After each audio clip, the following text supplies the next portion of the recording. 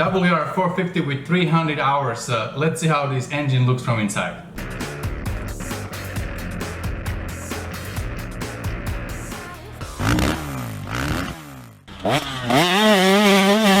Hey, what's up guys? Rado here with Brett. We are at Parapros Garage and we're gonna take this, no not me, Brett, we're gonna take this engine apart today and we're gonna inspect everything. What do you think, Brett, how it's going to look after 300 hours? You know this engine really well. How is it gonna look on stock, everything after 300 hours? What's your expectation? It's gonna be worn. The valves will probably be worn, the piston. If it was taken care of really well and if they just trailed it around, it might not be that bad, but I expect to be some wear. Alright, so let's take this engine apart. First thing we want to do before we dive into this engine, we want to check how the valve look, if they are still in the specs. So for that we need to remove the valve cover. You see Brett is taking the valve cover off, handy dandy screwdriver right there, hitting it, and then we remove the engine plugs and set it to our dead center, top dead center, right? And then we would be able to look at the valves and see what we have there after those hundreds of hours. As far as I know, last time they were checked was at 150 hours. So let's see what Brett finds out here. I checked the valves right now and they're all in specs. I mean, the exhaust right is 9 thousandths, this one on the left is 10 or 8 thousandths, 5,000, 5,000, and 6,000. So everything in specs? All in specs. So far so good. I think someone adjusted them only because I could see that these been messed with. But yeah, we'll see. I know former owner, they were done at 150 hours. Wow. 150 hours spec. Yeah, so far so good.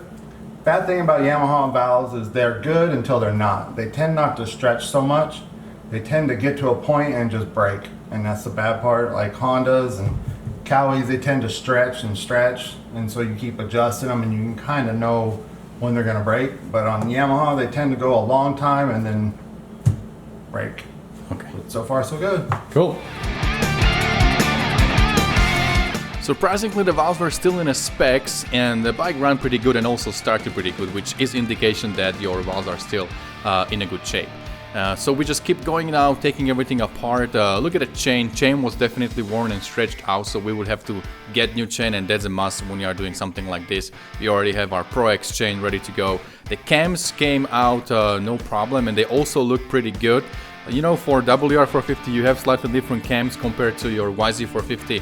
I'm not needing any more power. This thing, when it runs good, even with the 300 hours engine, it was a rocket ship, so I definitely don't need more power. So I will be going back to stock setup. We're just gonna clean those stock cams. They look really good. So we keep going, taking our head off. Let's see how that looks. So you could see right here, see that like a lot of wear on these buckets, especially this one. This one's about ready to break. You can kind of feel it.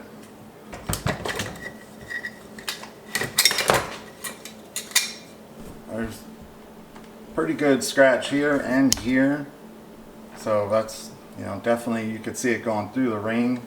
I can actually see the ring is a little chipped right there. So yeah, definitely probably is the OEM piston. The other side definitely got some scratches, so this thing was definitely needing to be replaced. But for 300 hours, it's not bad. Hey guys, definitely stay till the end of this video. We're gonna have all the engine apart, looking at all the components, all the parts up close and in detail, and we will be able to tell how worn they are and kind of what would have happened if we wouldn't touch this engine. So I think this is a very interesting part of this video, looking at everything and give the best prognosis. Brad has plenty of experience with engines like this. He built over 4,000 engines till now, and he's seen many failed engines that just catastrophic failure. So he can give us a really good estimate and prognosis, like what would have happened to this 300 hours WR450 if we wouldn't touch it and if we would just kept on riding it. So stay tuned till the end of this video. I think it will be very interesting. So there's two drain bolts on these. I'm the draining one. Yeah, that one and the one back here in the back. So this one is the oil tank all up here. So this is so you know how you check the oil right here? This is an oil tank, so you'll see there's a lot of, like a big cavity right here. And so it holds a lot of oil right there. So that's this one. Oh, I didn't know. Yeah, so when we go to drain, we'll do it here in a second.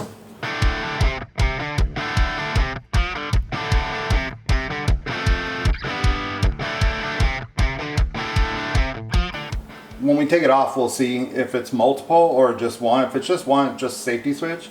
If it has multiple contact points, then it's for the ECU to know what gear you're in.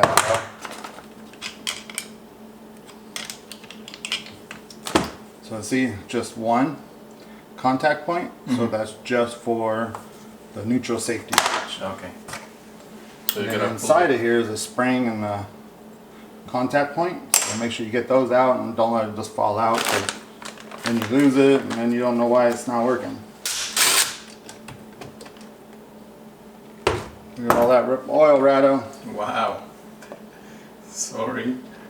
I'm learning. To be honest, there's a lot of people that have these bikes that don't even know that's there and what it is.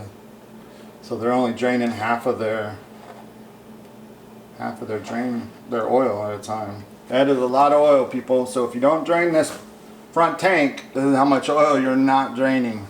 Wow. So you would, if you went by the book and you just poured oil in on it says, you would severely overfill this thing, and it would be blowing out oil everywhere. This is how the oil gets from this side to this. So the oil pump's over here. So the oil pump's pumping the oil up, and it goes into your tank right here.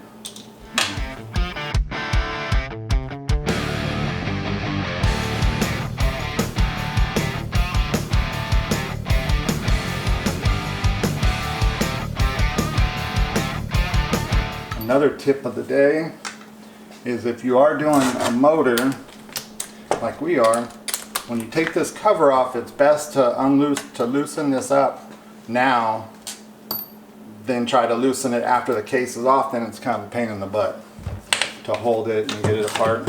And if you want to know, when you look at them, if you want to know if it's left or right-handed, they'll always have an L and an H for left hand. If they don't, then it's just regular.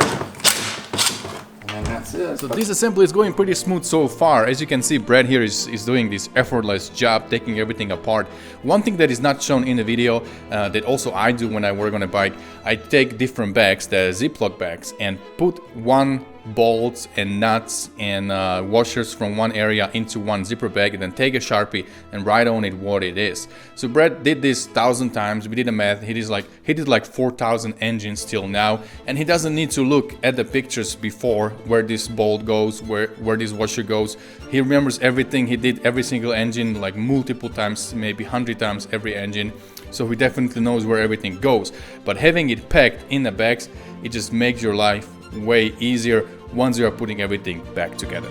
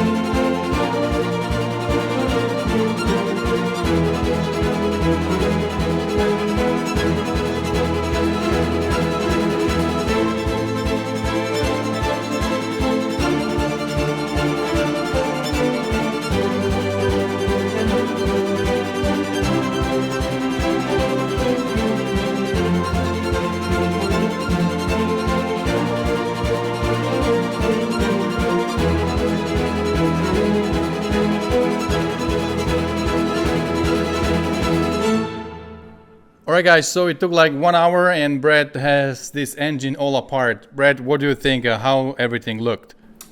Overall looked good, but we did have some issues coming apart. A lot of heat at some point got into here, and we have pretty bad bent shift fork. Okay, so let's go through everything one by one. So first, let's look at something that we have to replace, and we didn't think it will be bad. Kind of surprising. So tell us, Bray, what happened to this transmission?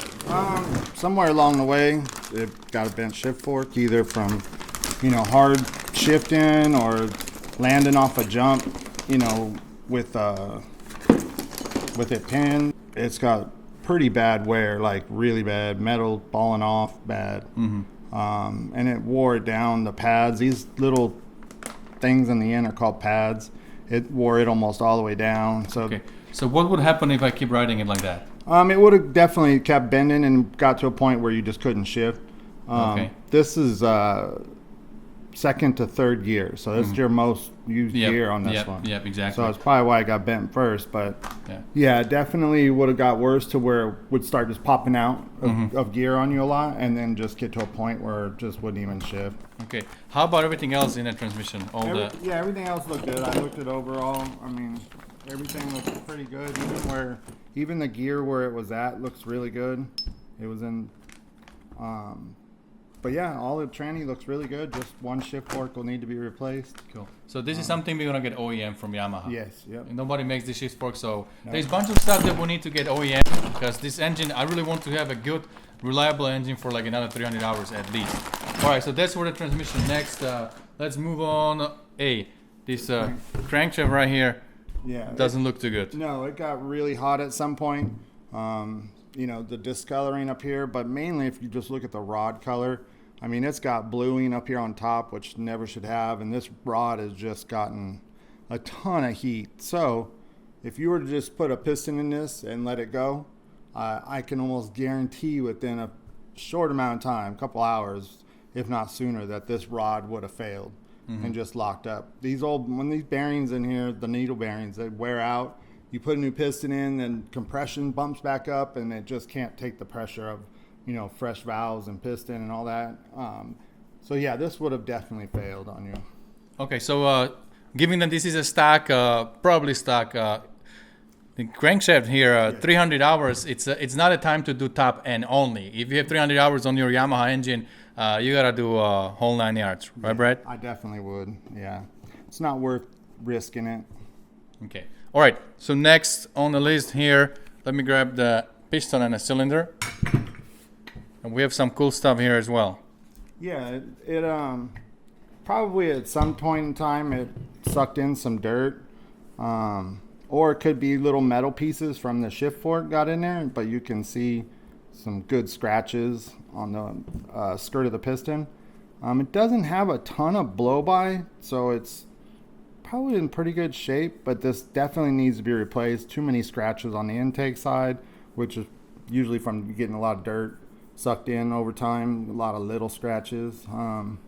It definitely needed to be replaced. It probably should have already been replaced. Now, can you tell this is a stock piston? Yeah, it's a stock piston. It's stock Yamaha. You could tell by the bottom. Okay, so our assumption that nobody changed anything in the engine is probably right. Unless they used the OEM piston, but I don't think so. I think this is the stock piston just by looking at it. It definitely has some wear. You can see some wear in the cylinder area. When you look at it and you see really shiny, like a shiny color and then a dull spot, that dull spot is where it was definitely pushing. What needs to be done to the cylinder to be... We're just going to hone it. Okay. Hone it, clean it all up, and let it go. So no scratches, nothing on the cylinder, No, just worn out a little bit. Yeah, once we hone it, she'll be brand new. Right on, cool. Okay, next thing here. All right, head and a valve train. So in here, we have the valve buckets. Got really worn. All right, on this one we definitely got wear on the buckets. Might have ran low on oil at some point, but if you get a little bit of wear on these buckets, and you can, especially if you feel it with your fingernail, definitely replace it. Usually you'll start getting right in the dead center, because that's where the shim is. That's where you'll start seeing, the little bit of wear. But this one, these two exhaust ones got beat up, and I think it's because it got hot at some point. At some point, this thing got really hot, which we'll talk about on the clutch too. Okay. But yeah, it definitely got hot. So, how about the cams? They still good? The cams are still good. They're fine. Okay. I mean, if you want to upgrade them to a better cam, the WR has cams that are a little bit off timing to retard it back a little bit. So you want a rocket chip, I can do YZ450 cams? Yeah, maybe? you can do the YZ cams, or buy some aftermarket ones. Okay, right on, cool. So let's look at the clutch. That definitely got a lot of heat. Yeah, so this thing, you can see how bad this basket is. All this brown looks like a barbecue. It got really hot, and it smells like a barbecue too. So it smoked the clutch, and the basket itself is pretty much done. We're going to use a recluse basket, which is really good. But this basket, I don't even think it's fileable. It's so bad. You think it's a stock basket? Oh, it's stock. Yeah, it's right? definitely stock basket. But the clutch was replaced at some point. Yeah, the clutch actually was replaced not too long ago, so it looks pretty good. And that's because it was fried really bad. It was probably not even barely moving on them, because it got so hot, that clutch. And when the clutch goes out, people don't understand, it's spinning without pressure. So RPMs are higher, and you're really not going nowhere. And so that tends to get a lot of heat in the clutch, a lot of heat in the rod. And you can see both of those happen. So definitely good that we got it apart, and we're going to make it run better. Cool. And also, we took all the bearings out because we will be hydroblasting all our cases. So some of the bearings, they didn't run very smoothly. Yeah, some of the bearings you could tell got probably some metal chips or just excessive wear from the heat. A few of these bearings are just hammered. I mean, like this one has notching. This one's really bad. Like this one, you can't. Yeah. Loud. It makes a lot of noise. Yeah, she's loud. Yeah. All right, guys. So this is what happened to 300 hours WR450 engine. Brett, final question or two. What do you think? Is this the best time we are doing it? Would something catastrophic happen if we run this bike for another 50 hours? What is your final verdict here? I think if you waited and tried to go another 50 hours, I think that crank would have went out. I think the rod bearing would have seized up on you. That, and I think the shift fork, you would have started noticing the shifting wouldn't be good.